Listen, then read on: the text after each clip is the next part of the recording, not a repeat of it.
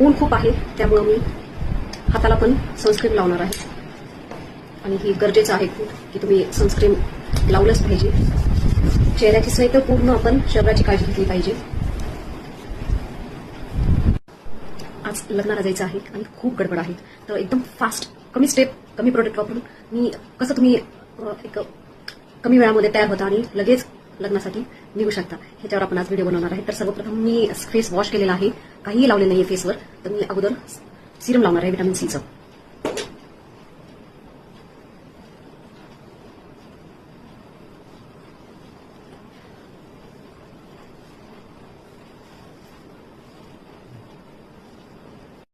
Second आपण आता लावणार आहोत आपलं मॉइश्चरायझर.